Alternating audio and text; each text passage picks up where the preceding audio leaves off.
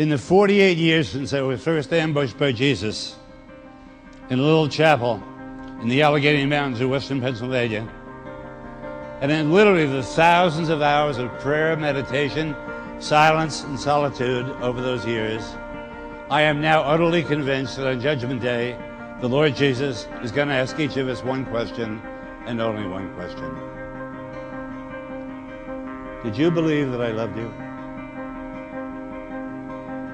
That I desired you? That I waited for you day after day? That I longed to hear the sound of your voice? The real believers there will answer, yes, Jesus. I believe in your love and I tried to shape my life as a response to it.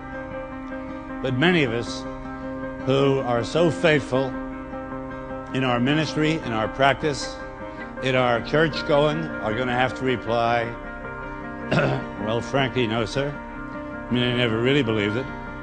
I mean, I heard a lot of wonderful sermons and teachings about it. In fact, I gave quite a few myself. But I always thought that was just a way of speaking, a kindly lie, some Christian's pious pat on the back to cheer me on. And there's the difference between the real believers and the nominal Christians that abound in our churches across the land. No one can measure like a believer the depth and the intensity of God's love, but at the same time, no one can measure like a believer the effectiveness of our gloom, pessimism, low self-esteem, self-hatred, and despair that block God's way to us. Do you see why it is so important to lay hold of this basic truth of our faith? Because you're only going to be as big as your own concept of God. Remember the famous line of the French philosopher Blaise Pascal? God made man in his own image, and man returned the compliment. We often make God in our own image, and he wants us to be as fussy, rude, narrow-minded, legalistic, judgmental, unforgiving, unloving as we are. In the past couple of 3 years, I have preached the gospel to the financial community in Wall Street, New York City, the airmen and women of the Air Force Academy in Colorado Springs, 1,000 physicians in Nairobi.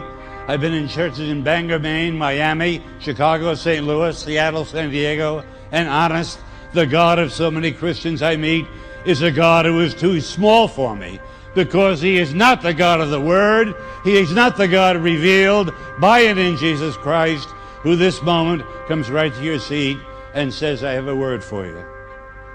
I know your whole life story. I know every skeleton in your closet. I know every moment of sin, shame, dishonesty, and degraded love that has darkened your past. Right now, I know your shallow faith, your feeble prayer life, your inconsistent discipleship. And my word is this: I dare you to trust that I love you just as you are and not as you should be, because you're never going to be as you should be.